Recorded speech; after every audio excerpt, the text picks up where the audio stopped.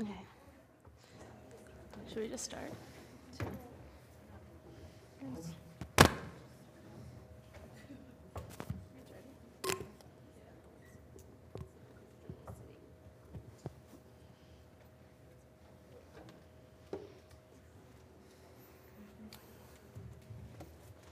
Go for it. Hi, everyone. Thank you so much for joining us this afternoon. I'm Sri Kohli. I work at the Partnership Fund for New York City in New York, and I'm also leading the marketing and community efforts at AllRaise, which is an organization dedicated to promoting founder and funder diversity. Super excited to have these incredible women with me here today. We're all from the New York City ecosystem, so super pumped to share some of our stories, advice, and hear from you, and would love to provide any insights on topics that you might find useful. So right now, I'll let everybody introduce themselves, name, firm, your specific role within your company, and would be great if you could highlight your first job that you've ever had as well. Oh, first ever job? First ever job. I did not read the outline. My name is Kat. I'm a partner at Primary Ventures. We're a New York-focused B2B and consumer firm. We have 2 funds under management, close to $200 million that we're deploying in founders across the Northeast, but more specifically in New York City. I have been with my firm for about 4 years, and it was a unique opportunity to basically build a fund from the ground up, which is not something that happens every day. What was the other thing I needed to? My first job. My first job, I actually ran, which should not be surprising to anyone. I ran the tour guide program for the University of Minnesota for basically the entire time that I was in college. And the most unique, or the worst part of that job was having to dress up as the mascot one day because someone did not show up. And I am 5 feet tall, so the mascot uniform did not quite fit me that well. Nice. I'm Maria Palma. I'm a principal at RRE Ventures. We're an early stage venture fund in New York, and we invest in a lot of different spaces, like media companies such as BuzzFeed and The Skim, or Giphy, fintech companies like NerdWallet, OnDeck, Avant, crypto, space and satellites, healthcare IT, lots of different spaces. Just depends on kind of which expertise our different partners and principals have. I'm a principal at the fund, but I started actually on the platform side, which is how we help our companies after we invest in them. So a lot of business development and talent development, which we can kind of get into later. My first job, I worked at a library, which I learned pretty quickly that was not a good fit for me because I'm not really good at being quiet for long hours and periods of time. And quickly moved on to a different role, became like a barista and did things that were a little bit more social. Hey guys, my name is Stephanie Manning. I am the director of platform at Lair Hippo. Lair Hippo is an early stage venture capital firm based in New York City. We've been investing for about 9 years now, and we invest across all categories, so in enterprise companies such as Namely and Percolate, but also consumer companies that I'm sure a lot of you know of, like Casper and Warby Parker, Glossier. In my role, I oversee our platform team, which Maria referenced, is a lot of post-investment support and services for our portfolio companies. So everything across talent, helping them think about marketing and content strategies, corporate introductions, and really any network stuff. I call my team dot connectors because I think our biggest role and job is to connect our founders to the people that they need to be connected with, no matter who that is in the ecosystem. My first job was I worked in a clothing store in my hometown in New Jersey, just as a sales associate. I started when I was 14, worked there for a couple years. So it definitely taught me how to deal with clients and customers and definitely be customer focused. Awesome. So with that, I think we'll delve into the core discussion topics for today, which are focused around how do we improve diversity amongst founders and funders. So to give you some context, last year, less than 15% of total venture funding went to female founders and those coming from a diverse background. Given the wide array of talent that we see in today's ecosystem, it's quite astounding. And so we're trying to discuss potential opportunities to move forward and change that dynamic. The second half of the discussion will be focused more around funders. So if you think about the venture tech ecosystem, this is a panel full of women, but it's quite rare, actually. Less than 75% of venture funds don't even have one investment professional that is a woman. And less than 10% of all general partners, which is the senior most level at a venture fund, is a woman. So we're trying to think about, okay, how do we change that dynamic? What does it take to be a partner? How do we help groom the junior talent to really get there? So starting off from the founder's perspective, would love to hear your thoughts around how your firms are supporting diversity. If you can think of specific examples around tactics that you might have or initiatives that you've employed to really support that, that would be really helpful. I'll jump in really quickly. I know RRE has done a lot of work on this. I think it starts with having a really diverse set of people around our table so that there are different perspectives when we are looking at deals. I think it's increasingly hilarious when female-founded startups that are building products for women are getting judged by purely men. And I think that it's important to have the female perspective in the room, and our firm is 50% female, two of which spend a large majority of their time in deal-related activities. And so I think that part is important. One of the things that we're doing this year that we're rolling out with partners is basically an unconscious bias like training program for our portfolio as part of onboarding. And I think that is really important because it impacts the way that you think about employees and customers and board, everything. And so whether or not, that'll be the kind of center of what we do going forward, I think it's just like one thing that we can do that I'd say founders really early stage don't spend a lot of time thinking about because they're spending their time doing 10,000 different things. Yeah, I mean, I'd say we think about it a few different ways. One is what's the founder experience? We actually interviewed some of our female founders to see what their experience was like with our firm, with other firms, even people we didn't invest in, and actually heard that they really liked that the experience, they felt like it was the same for them, and at least the feedback we got was that they don't like being called out in the room, like, oh, it's so great you're a female founder. Like, they just want the same experience. So we did a little bit of that. And then we also think about kind of junior talent and how to make sure that they're getting exposure. But the other thing that we did last year is we co-founded a group called NYC Blend with people on the panel, actually. This is sort of a New York specific thing, but the aim of that group is really to increase access, transparency, and education to thinking about how do you build diversity into growing and funding your business. And last year we had a lot of different specific events, from how do you get access to fundraising to how do you source diverse candidates, how do you create an inclusive environment. And this year we're actually diving in a lot deeper to figure out how we help underrepresented founders more. But I would say that it comes from a lot of different prongs, and we're definitely actively thinking about these things, and quite frankly, like experimenting with things and trying to see what we can do that actually moves the needle for us or not. Really quickly, I would love to just get a quick pulse of the room and see who we have with us today. How many of you here are founders yourselves? Okay, so like 30 to 40%. How many of you are investors, work at a VC firm? Okay.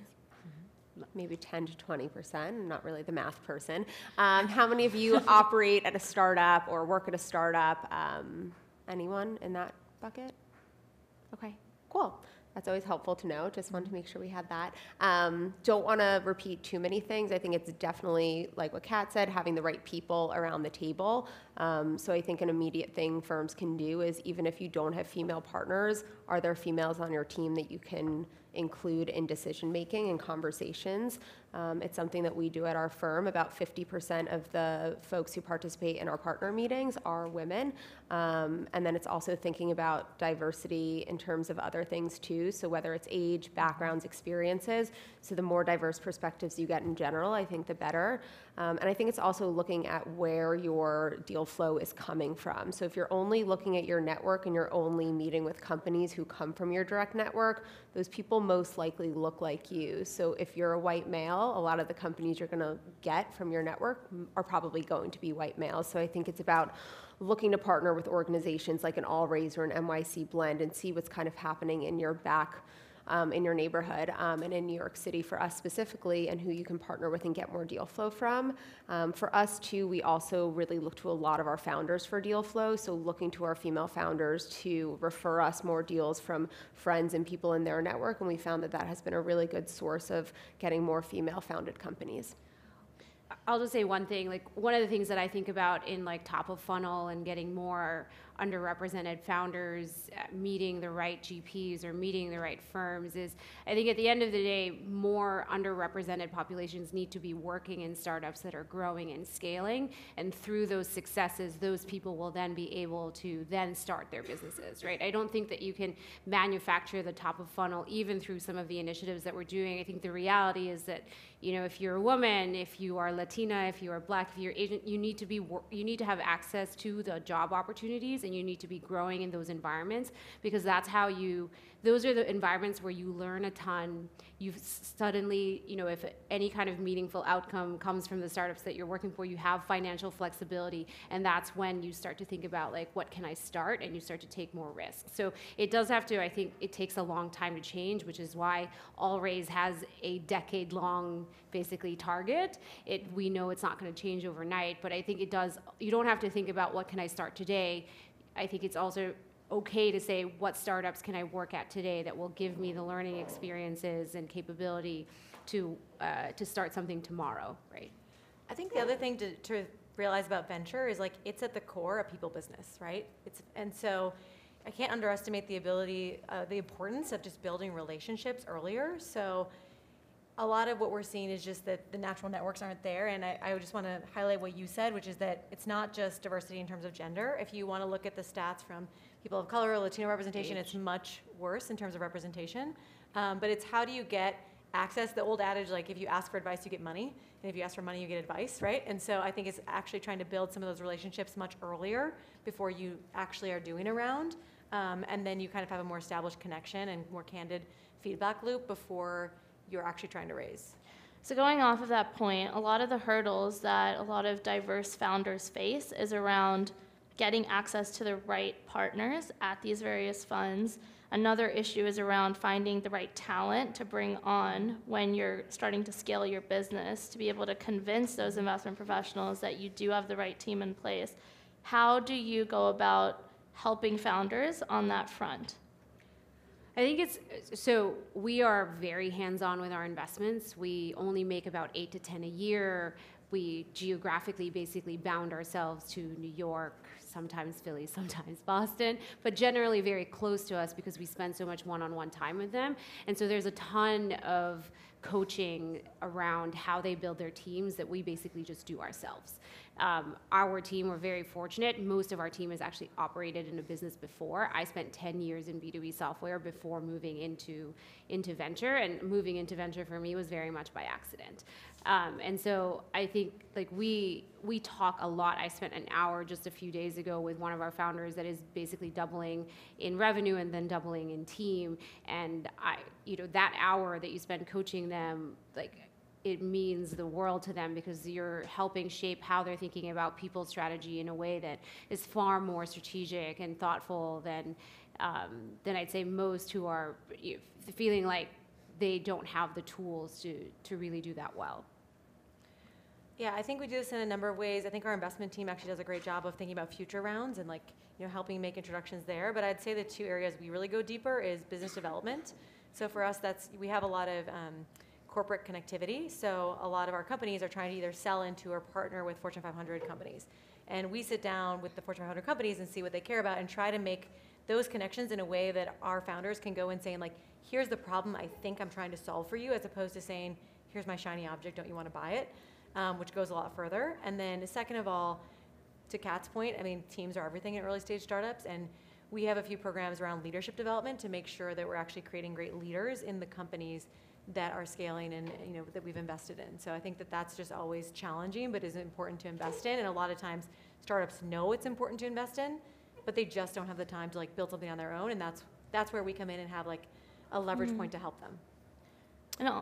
Sorry, go ahead. Yeah, I was just going to say, I think what we do really well with founders when we invest in them, and this isn't only for diverse founders, it's for all of them, is someone on my team partners directly with founders once we invest to really understand their origin story and help them craft their fundraising announcement, and which is often their launch announcement too, because we invest at the earliest stages. So I think being able to help our founders get that brand awareness and get those founders out there to be able to tell their story is a super compelling piece of helping to set them up for success. And I think for diverse founders, one of the best things our firms can do, and I think a lot of us do, is help to introduce them to those later stage Series A, Series B founders. We were speaking over lunch the other day about how Jewel raised more money in the last year than all female founders combined. So it's great that female founders are getting these seed stage checks, but I think what is even more important is how do we get them to the Series A, to the Series B, and help really get them that momentum that we've seen a lot of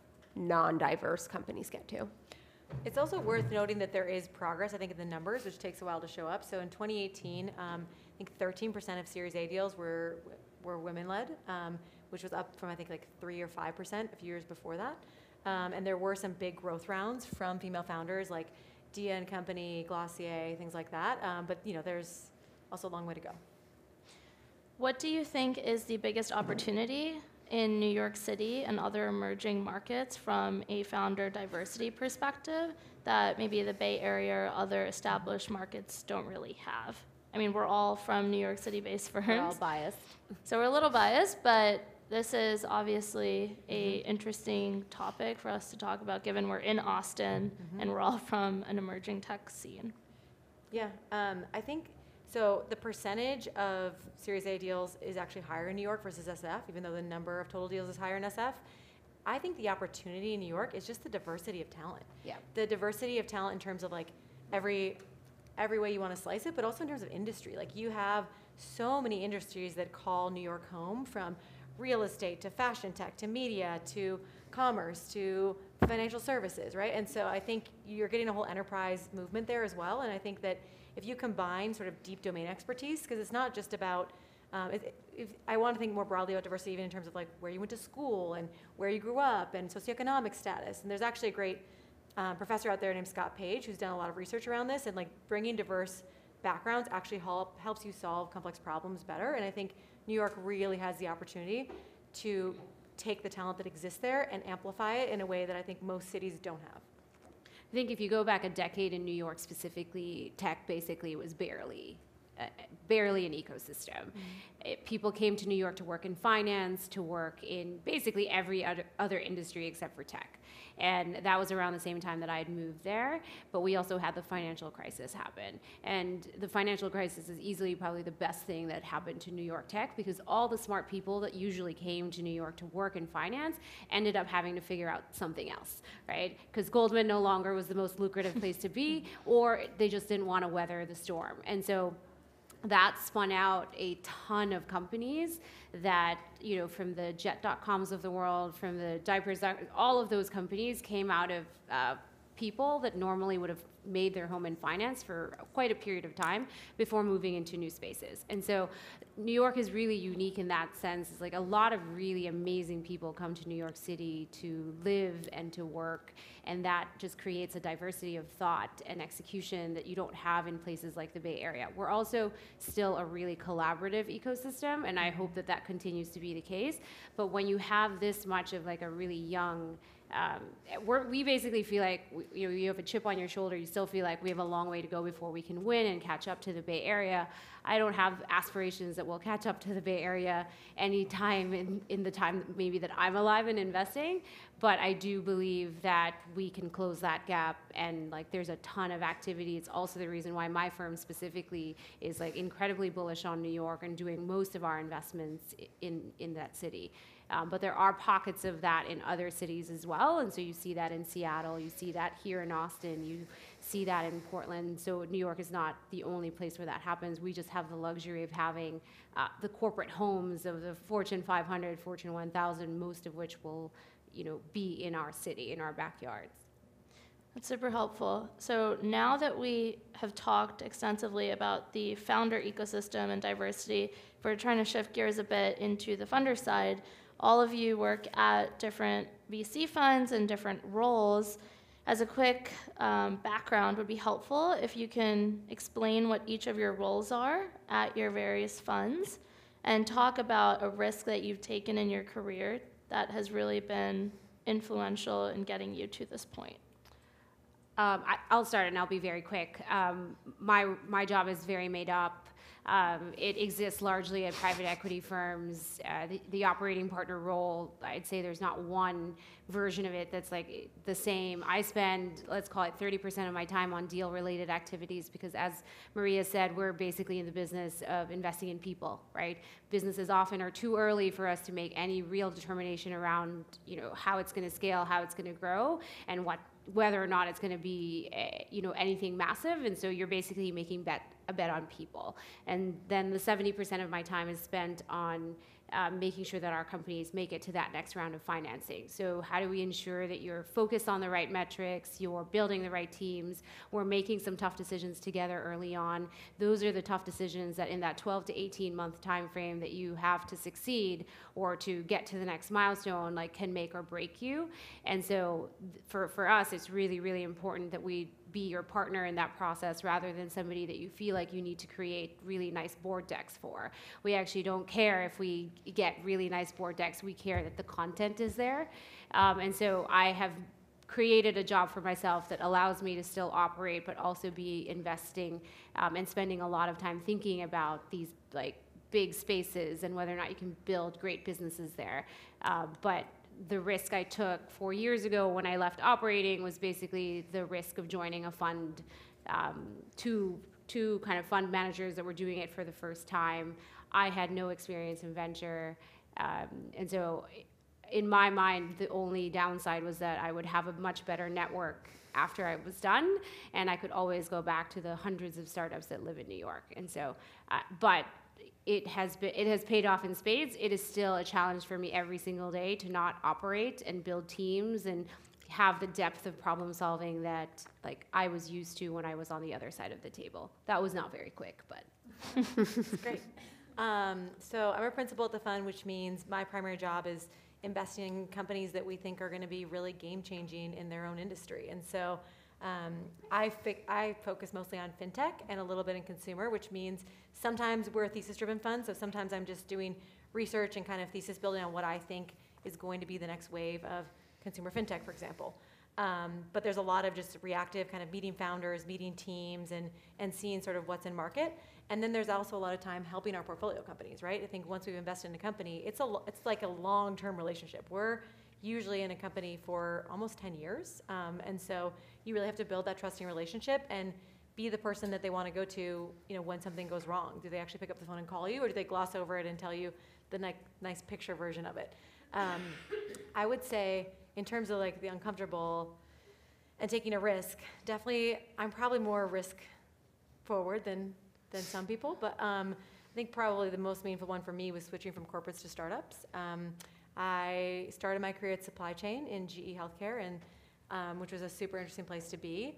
But I ended up realizing that the jobs that I loved were much more ambiguous, and that's kind of what made me think I'd like startups. And I figured I should just test that hypothesis. I'm an engineer by degree, so all about the hypothesis testing. And I ended up moving to India and working for a startup, and it was really funny going from huge company to ops at a startup, but kind of never looked back and have been in and around early stage startups since then. And the only thing I do on the side is a nonprofit that also works with early stage startups. So I just pretty much love helping early stage teams and would not have figured that out if I hadn't taken that risk, and also been encouraged by a lot of mentors and people to just go after what I wanted to and not what you should do, which I think there's sometimes a lot of pressure to do. So I oversee our platform team, as I said, at Lair Hippo. So I have 2 folks on my team, and I'm very lucky that the firm has invested in headcount for the platform team. One woman oversees our content and brands. So that's everything from our social media, original content, helping our companies with fundraising announcements. And then another woman who oversees talent, so really on the boots on the ground, helping our companies with recruiting, helping them think through headcount strategy, and really all things people and HR, which, as Kat said, is one of the most critical things at an early stage, hiring the right people. So I spend a lot of my time on some of the other network things, so everything from founder to founder connections, helping to make the right corporate introductions. I spend a lot of my time with early stage vendors, so really trying to remove all the layers of due diligence our companies have to do to find the right PR agency, branding firm, whether it's a recruiting firm, so really anything an early stage company needs to grow successfully to that Series A. I think one of the biggest risks I took in my career this far was my first job out of college. I joined AppNexus, which at the time was a company not a lot of people knew of, but in this last year, after over $1 billion acquisition. A lot of people do know of them, and a lot of my friends and other schoolmates were going into consulting and banking or grad school, and that just wasn't speaking to me. So I joined a company that I didn't know much about because I saw that there was an amazing opportunity to learn and a really steep learning curve. So I really recommend that if anyone is interested, even in a VC or later stage tech companies, I think joining a startup is one of the best experiences to go through because of the pace at which everything moves. It's like as you dog can years, see- right? It is. I was there for 2.5 years. I feel like I spent 7 years there. So as you can see, we have a wide array of backgrounds, and there is no clear way to make it in venture or in the tech ecosystem. It's a constantly evolving industry, which is part of the beauty of it. And women are often considered to be quite risk averse, and getting comfortable with this idea of being uncomfortable has really pushed a lot of us and a lot of our peers to finding some of these great companies and taking on these new opportunities that we didn't even know existed. But a lot of times, everybody has a sponsor or a mentor, and we hear this concept of having these folks in your life to really push you forward. So who have been some of those men and women who have actually helped you both internally at your firm as well as externally throughout your life? Might be personal, professional, social. Who have some of those important folks been? Everybody says this, but like my father is probably one of my most like inspirational people in my life. He grew up in the Philippines, did really well in school, became a mechanical engineer, graduated at the top of like the country, and basically took our family to the Middle East and gave me a ton of opportunity in the and education, and I'll never like be able to repay that I guess that experience that he gave me, because he, one, put me in a country where I was exposed to different cultures my whole life, and so being in this line of work actually all of it makes sense to me, right? You meet lots of different people, they come from different backgrounds, you're basically pushed to look at different perspectives constantly. And also just like the access to education, I could go to whatever school I wanted. He made sure I was very well supported in that. The other side of it is I think you learn from people younger than you, older than you, and so in this line of work, when you meet a lot of people, it's keeping track of people who have unique insights, and being very mindful of like somebody who's 15 can teach me a lot of things about social media that I probably don't engage with anymore. Like I don't even use Snap, but apparently lots of like younger generations do. And so I think when you keep yourself open-minded to where learning can come from, then you become certainly more open-minded yourself. And those are the people in my life that have taught me that it's okay to ask for things. It's okay to put yourself in positions where you'd be willing to walk away from things. And I'd say at my firm especially, I have wonderful partners, but venture is one of those worlds where the path will not be created for you. You have to create it yourself. And so if you're not willing to ask for things and take risks, then it is easy for you to be overlooked in this line of work, because there are so many men and there are so many people trying to get to the same place. So I would say that those are the people in my life, my father certainly being the most influential, which I'd say most people will say. So. I mean, I've been fortunate to have a lot of mentors over the years. I would say sometimes there's this concept of this mentor, like you just think it's this matching thing. Like, yeah, I think Sheryl Sandberg sounds amazing. I email her and she becomes my mentor. Like, that's not really how it works, right? I feel like most mentors I've had, you have a natural relationship with first, right? I worked with them directly. I worked on a project with them. I came across them and we like got to know each other multiple times. I think the best mentors have pushed me, right? I think they've said like, one in particular pushed me to go after a job I would not have otherwise, and I got it, but like I wasn't really qualified for it. And he was like, Maria, I think you're great. Like, just let them, what's the worst thing? They say no? Great, let them tell you you're not qualified, but you should go after it. And I think that was the point in my career where I started doing what I wanted to do and not what I thought I should do. But also it's the other moment that came to mind was a female mentor of mine who, when I really thought I failed at something, and I went to her like tail between my legs, don't know why I'm using all the dog analogies today, but I went to her and she was like, okay, like I see why you think you failed, and I think some of these things were out of your control, but some of them probably were in your control. Like go back and do a look back, a postmortem, and tell me what you think you could have done differently. And by her just pushing me to do that, I learned so much more about the people side of what went wrong and the kind of organizational side of what went wrong in that moment, and those were lessons I took with me to every other job I went in after. And I think it's the people who spend the time to push you that, male, female, anyone. We're not in a binary world these days. So I think those are the people that you want to surround yourself with. Mentorship was always something that really confused me in my first job out of school, similar to what you were saying about, oh, I'll email Sheryl Sandberg, she'll be my mentor. I thought it was something that I had to do and I had to force, and it wasn't super clear, and I thought it should be a woman. I should always have female mentors, but what I've learned over the course of my career is that I think mentorship does happen naturally. Who are the people you're gravitating towards for advice? And it's okay for it to be one-sided in the beginning. Everyone says mentorship is a two-way street, but sometimes in the beginning it's not, but over time, I promise you it will be. And I think it's really important for women especially to have both male and female mentors. And I love the idea of building your board of directors. So have different people that you go to for different things. You don't just need to have a mentorship in all things, your day-to-day work. I have one mentor who helped me a lot thinking about my compensation at a venture firm. He was a former boss. I really think that former bosses can be some of the best mentors to lean on, and personally have been some of mine. So he helped me think a lot about what I should negotiate for and help me understand how to approach that. And we even went through a practice conversation. So he definitely helped push me outside of my comfort zone to do that. And another mentor of mine really helped me think about my career path, and I was like, I don't know what I'm going to do in the next 20 to 30 years. How do I plan for this? And she was like, you don't need to plan for the next 30 years. Think about your life in chapters. And that's really been sticking with me over the past few years and really pushed me to think about what do you want out of the next 5 years in this chapter of your time at Lair Hippo.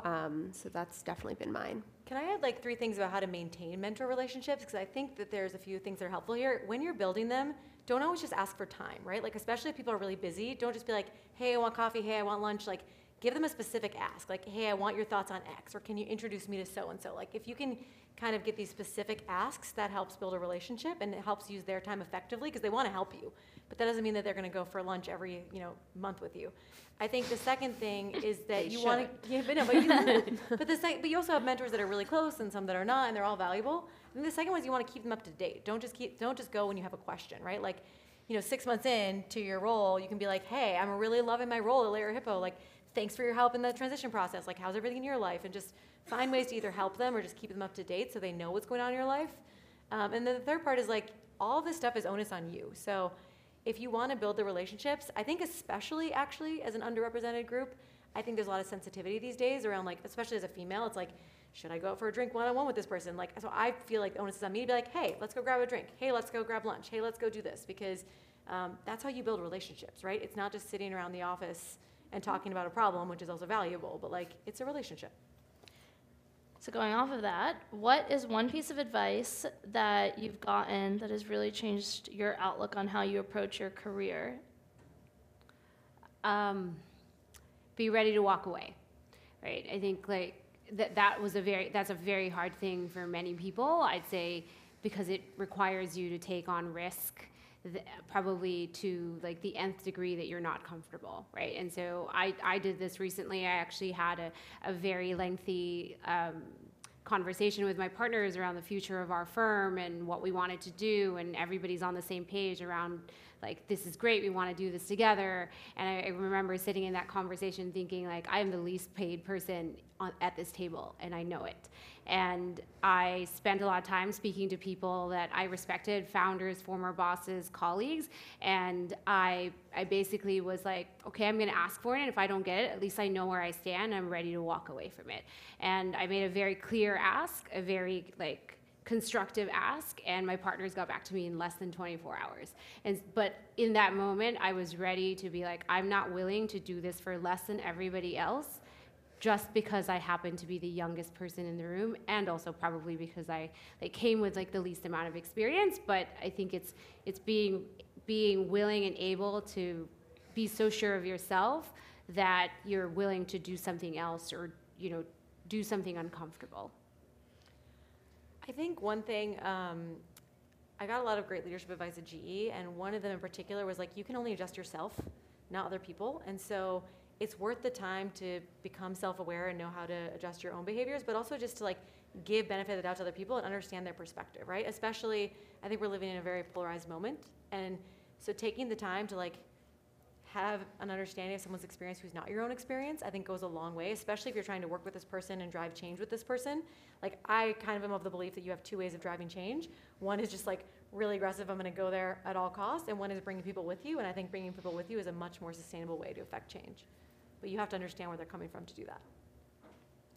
Something that took me a little too long to understand was to not overthink things. I think especially as women, and I used to do this all the time, I used to be like, I messed up this presentation, I think I said the wrong thing, I think this person's mad at me, and I would overthink it, and it really took a couple people saying, no one really cares that much, no one else is dwelling on it. So I think being able to take a step back and being like, in the grand scheme of things, like, this is not a big deal, you learn from it and you move on.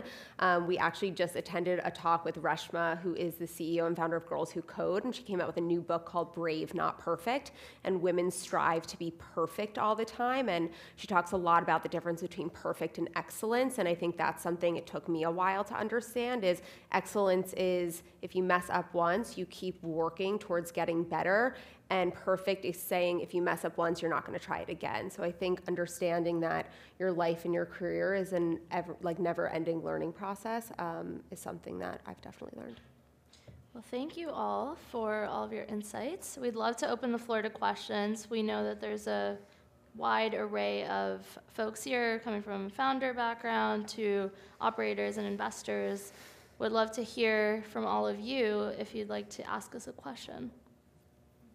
I'm seeing a lot of my friends who are sort of founders really struggling with their Series A, even if they seem to have, and overall the metrics are pretty good. What do you, and at the same time, like, I've also seen a lot of my male co-founder friends are starting friends, like, raising, like, seed extensions at 2-3 million with, like, the potential of traction, not actual traction. Like, I always thought that first $1 million track was really the hard part, but what's this? Oh, cool. I don't. It's a present. I'd always thought like that first check, that first seed round was really where the challenge was, right? Because then you really are going to be evaluated on merit. And I'm curious, like the three of you are really well-known venture funds, at least in New York. Like, where do you see women tripping up, and do you think there is still some bias there in terms of how people are evaluated? We were actually talking about this earlier today, and this is a topic of conversation amongst a lot of senior folks as well. So people often talk about how women pitch when they come into the boardroom versus men. A lot of times, as Steph said, women are striving for perfection, and so they're often pretty risk averse and very conservative in how they position their business and the market opportunity, whereas men will come in and give out these grand visions of where their business is going. And so it's really about being able to connect with the folks at the other end of the table and say, this is what you should be thinking about, and this is the real opportunity. A female partner that I really admire, Beth Ferreira, she works at FirstMark. She's one of the most strongest GPs that I've met with recently in the New York City ecosystem, and she actually convinced her team to invest in a company that they passed on twice. And her advice was really around how you position the deal. And so she started to highlight various metrics and think about, okay, well, this founder, it's actually a male founder, but he doesn't fit the typical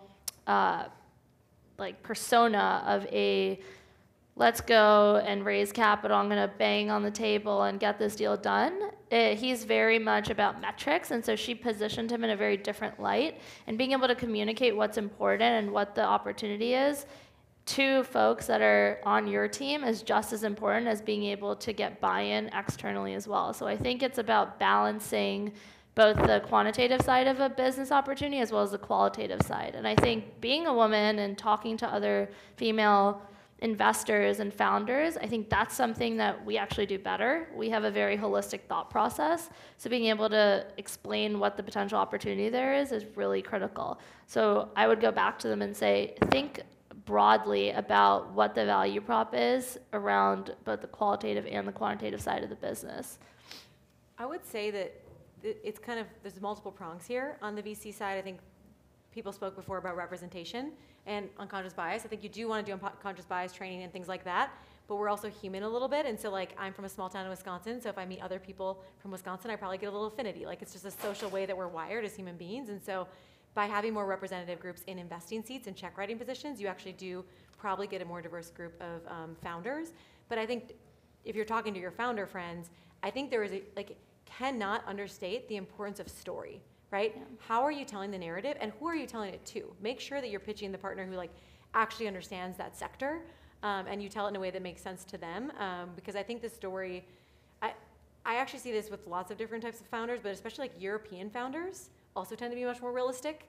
And it's like, I want you to be realistic, but at the same time, you have to know that the person walking in before and after you sold a really big vision. And so you have to find that combination of like, how do I sell this really big vision? And also understand what they're actually looking for. A lot of VCs will say like, oh, I want $1 million run rate at Series A, which a lot of people do, but that's probably not the only thing they're looking for, right? They're probably looking for something that's on trend with the thesis, that has like the potential to be a certain number of, a certain revenue potential, a certain team, and like, why are you the founder to build that business? I think is a question that a lot of VCs grapple with. So I think understanding what the VC is prone to look for is helpful too, which you can get from other founders usually. Yeah, and just going off of that, be smart about it. So there is a point in the numbers game, sending out cold emails to hundreds and hundreds of VCs, but I don't think that's effective. All of these women have been in venture longer than I have, but to this day, the best companies that I've found have been through relationships that I've had. So if you have a good sense of which investors are looking at what subsectors, and you have one of those investors on your side, have them push your deal forward and have them be an advocate for you and your business, because that'll go much farther along than you trying to send out hundreds of emails to folks and trying to build that relationship from the ground up.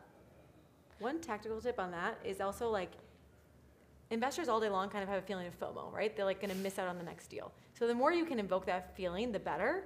And one of the ways that you can do that, like tactically speaking, is just have as many people as you can possibly send your deal over. So once let's say somebody sends me your deal and we're gonna meet next week, get like 5 other people you know, if you can, to send me, hey, I heard you're meeting so-and-so next week, they're so great, blah, blah, blah, blah, blah. Like, it should be coming from all these sectors, and I got that tip from an entrepreneur friend before, but I think you wanna invoke that feeling of like, oh my God, this person is just hustling and persistent, I need to meet with them. You were gonna say something. Oh, I just think fundraising is far more like strategic. Like, there's a lot of reasons why VCs say no, right? And so it's important for you to control your narrative as much as you can.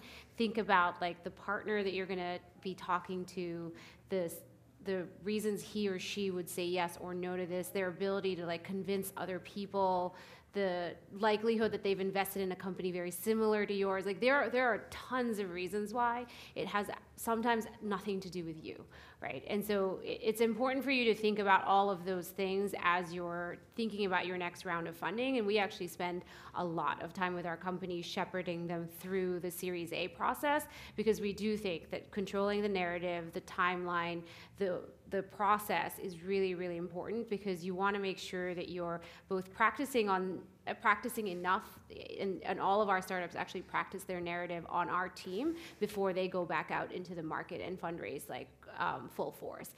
Because there are 10 different ways you can tell the same story, and depending on who you're speaking to, you may want to change that narrative. And so I think that's a really important thing, is like, not everybody's going to resonate with your story and your metrics in like, you know, some people say do team first, other people say do team last. Like, everybody has an opinion on it. It's about reading the room and understanding the set of people that you're going to be pitching to in that moment. Go ahead. I think you need to hold the weird Box. cube thing. Oh, wow. Oh my God. Wow. Oh, you can Good catch. throw it. Nice. I want one of those. Hello, can you, oh, this is really weird. So touching on what you were saying, I read a lot of the research, even though it's really depressing. One of the ones is a Harvard MIT co-pilot study in 2014 found the biggest predictor of funding with the same exact pitch presented at different startup competitions across the nation. The biggest predictor was the attractiveness of a male.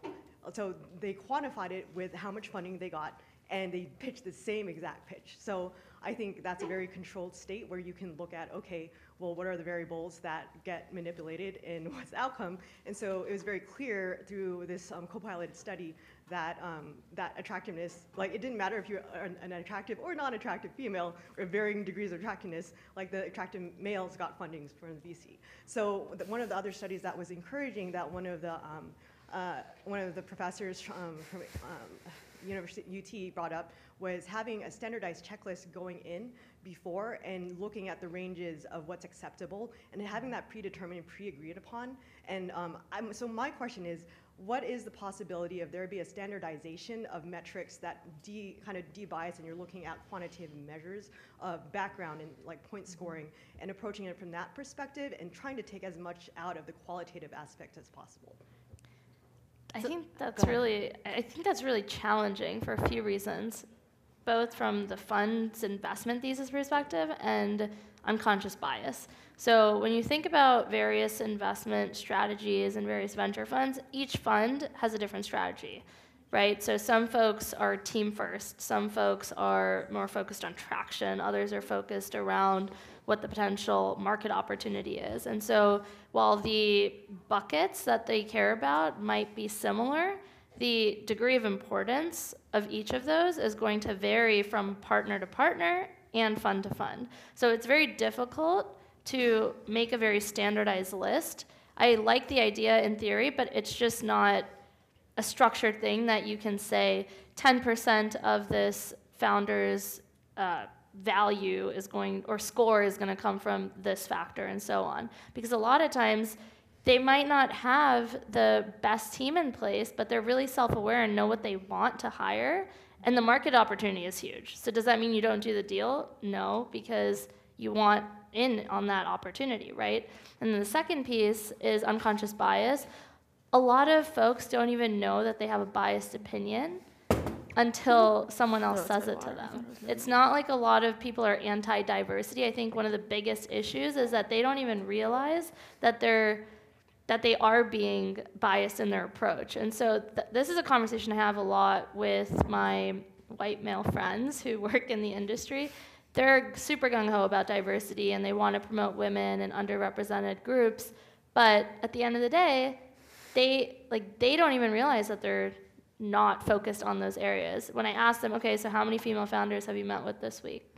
Silence. So it's not like they're not looking for it. They'd love to help, but you're trying to apply structure to something that is not really able to be structured. It's more of a biological process to a degree. So being able to navigate that, I think, is really challenging, but great in theory. Well, I mean, you can tell, so there's ways statistically at looking at bias with the data, right? So for the metadata analysis of which strategies they're doing, that's all quantified by PitchBook. So you would just weight, what's your weight on this strategy versus that strategy? So it's quantifiable to a degree, right? It's not 100% perfect. And then on the other end is, yeah, it is implicit bias, but you can look at data and see, oh, this skews bias in these selections over a large aggregate number, right? But the thing is, we have to start collecting it somewhere and not just saying, oh, it's hard to do and not do anything. So that's my thing. What's one place you can start really small, like as an MVP for this type of thing, and something simple that everyone can agree on just to get the ball rolling.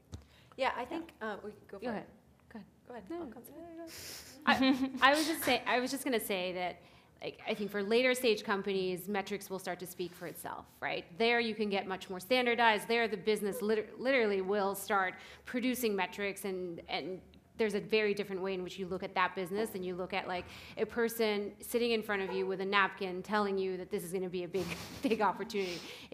I think because we are all early stage investors, so our perspectives here are incredibly skewed because we tend to look at team first and market size, right? And basically we make a determination that we believe you to be the team that can go after this opportunity. That is a really hard thing to standardize. I look at that very similarly to hiring, right? We've tried for many, many years, many decades to standardize hiring across the board. And I think that whether we like it or not, and as much technology as you apply to it, it's a very subjective thing at the end of the day because people just are inherently like complex, right? And so I don't know that you can apply one standardized thing. I think you should have we have an internal scorecard that we use when we're looking at deals. And so there is at least some kind of framework that our team uses to assess the deals in front of us and the people in front of us pitching. But every person in that room will have a different perspective about what's more important in that scorecard. To your point, I guess just on an optimistic note, I think you're right. You're right. Early stage VC is by nature very qualitative, but I think in the last few years we've actually seen a lot of VCs be a lot more quantitative about what they collect. So we've just redone our internal data systems. I know that you guys use a CRM system you just implemented. 645 Ventures literally has tons of data they collect on every aspect of the deal to see, looking backwards, how they did at the qualitative aspect. So I think you are seeing VCs start to do that. So as that plays out and there's more data in general, even we mentioned earlier NYC Blend, Chicago Blend launched after us, and they started collecting a lot of data around this. And I do think you're seeing a lot more data collection, and so we'll see that play out, and that'll, I think, be helpful to see some of these trends. But it's really hard. The reason we're not worried about losing our job to AI tomorrow is that it's really hard to just do it by numbers. There's 2 questions there, yeah. Hello. Thank you guys so much for your insights. It's been really valuable. One thing I did want to ask, focus specifically on the early stage space, is I've been hearing that for VCs to actually take you seriously and to have an indicator that you have skin in the game, you have to have raised a family and friends round. And with a lot of underrepresented minorities, their family and friends aren't in positions to really invest in that ways and put those numbers on the scoreboard that some people from more affluent or wealthier backgrounds are. So one, the question is that really a big deal for you all? And two, if it is, what would your advice to underrepresented minorities be in that case? I think that the first part of your question, I think for us at Lair Hippo, I think the just pre-seed, seed, Series A landscape has changed a lot. So what used to be a seed round and known as your first institutional round of funding, now feels more like a Series A. So those are becoming $3 million rounds. So for us, it's not as much about seeing skin in the game as much as it is seeing a product tested in the market, which requires capital. So then taking a step back of how do people who aren't in a position to raise friends and family get the money to do so? I think we're seeing so much more happening across the space in terms of accelerators and incubators and things like NYC Blend and pitch competitions. Crowdfunding has become really popular, even more popular as well. So I think that there are becoming more opportunities to do that, but I agree with you. I think it's an issue. I think people are trying to get rid of the term friends and family, because if you raise a friends and family round, that just indicates that you have rich friends and family to do that. So, right? So instead, it's and that's what NYC Blend is trying to do, of how can we get people who might just have tinkered with a product, maybe they have $1,000 that they've put in themselves, or they've got it together through crowdfunding or other friends, and how are they starting to do that, and how do we help plug them into our networks so they can get to that next stage? Yeah, so they can get the right angel introductions or so forth. But I would say it doesn't, for us as early stage venture capitalists, we don't actually care whether or not you have a friends and family round. We care what you've built. Sometimes it's harder to build something without something, but I have a friend in the audience, and I can tell you my friends and family definitely don't have any check writing ability. So, I think if I had to start something, I would just be hustling on the side, and that's just the reality. But I don't think it's not at all a deterrent, right? We just care about what you're building, and quite frankly, our partners love bootstrap companies. They would prefer that you found a way to bootstrap this for 2 years, and you're going to raise on better valuations if you have traction and haven't raised as much money. So I think it's actually more attractive so long as you have something to demonstrate. Hi.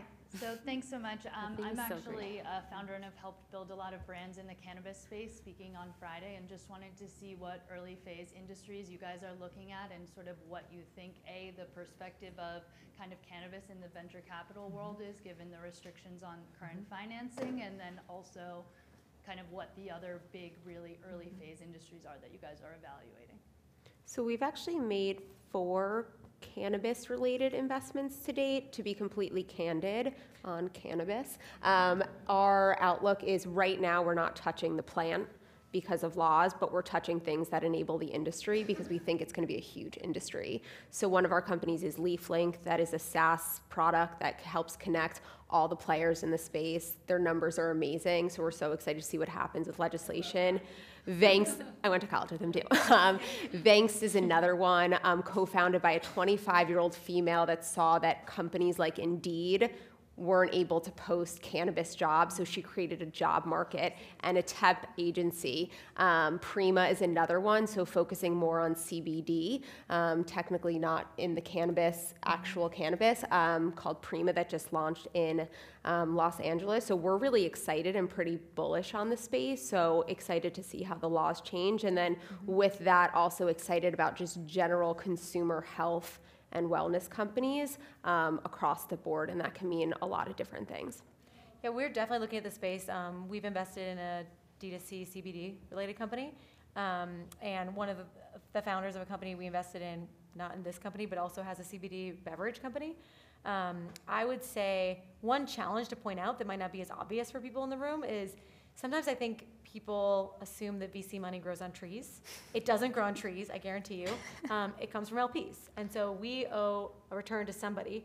That somebody typically is pension funds, sovereign wealth funds, institutional investors. And so if we don't deliver returns, somebody's, there's a teacher somewhere who's not getting their pension, right? And so I think that can sometimes be a challenge in this particular space because sometimes there are restrictions that come with that says you can't invest in illegal or even like alcoholic related businesses or things like that. So it depends on who your LP base is, from a fund perspective to see if you'd invest in this. But I mean, we see whole funds being set up in this space. So I think everyone thinks it's going to be a huge industry. It's just kind of how and where you play. Cool. We'll take one more question. Yep. Speaking of LP connections, what are some sort of advice or thoughts around building those relationships with LPs? It's great. There's a lot of talk around diversity of founders and VCs, but those LP connections are often behind closed doors. So I'm curious, how you guys sort of navigate that. Totally. We just finished raising our second fund and are in the process of closing an opportunity fund. And I'd say like the best advice that you can get is you have to start those conversations pretty early. Especially if you're an emerging like fund manager, they have to have reasonable confidence. It's the same way that you coach founders, right? You have to build relationships over a period of time. They have to have a good sense of how you think about things, how you process, why you're going to be different. And I'd say for us, it was a 12-month process from the point that we kicked it off to the point that we were absolutely done raising. So it's challenging because it takes up a lot of time, and you want fundraising to be just one of the things that you do for yourself because you want actually a majority of your time spent on investing in founders, supporting founders, and helping them be successful. But we've raised, $60 million first fund, a $100 million second fund, and we're about to close a $40 million opportunity fund. And that took us forever. And I have partners who have been doing this for far longer. So I've heard a lot of female GPs say like they've been building relationships with LPs at nearly every event that they can go to, have been asking for introductions from their current LP base, and have been building that over a very, very long period of time. Yeah, I mean, we've been around for 25 years. We've raised 9 funds. Our average fund size is $250 million. That means we have a lot of LP relationships. What I would say RRE has done an incredible job of that I've personally benefited from is that they're very open about LP relationships. A lot of times, partners in the fund are kind of closed about it, and they're the opposite. Like I have direct LP relationships. They bring me in the room in our fundraising conversations, in our LP relationships, and I'm also on an LP working group, and they are about diversity specifically, and they are trying to bring representation from LPs, VCs, and founders thinking about these issues. And so I do think you have to have people all through the value chain thinking about it. But I think what was stated in that group as one of the biggest challenges is lack of access to more junior talent VCs and LPs. So I think I'm a bit unique in that one, that RRE has been very empowering, but I think that's not the case for every fund. So I guess I would just encourage funds to not be so close to chest about bringing their partners and principals and associates into the LP conversations. I also think the best way to get LPs is to prove fund performance, but obviously you need LPs to start with that. So I think even starting with a small fund, Lair Hippo started with an $8 million fund in our Fund 1, and our sixth fund that we just currently raised is $122 million. But I think what my prior fund, Workbench, did really well was they thought about what their value add could be to LPs. So like, how can you be valuable to them to get you to invest? So Workbench was an enterprise technology venture capital firm. And for them, going to the large corporate arms that had these venture firms where they could get proprietary deal flow, work with technology that would take them either forever to build or too long to get the relationships. I think they really played that angle well. So taking a step back and saying, what specific LPs can I add value to? And then asking them to open doors as well once you get to one or two of them. Thank you so much for coming. Hope you found this useful. We had a great time and look forward to seeing you all around. Thank you. Thanks.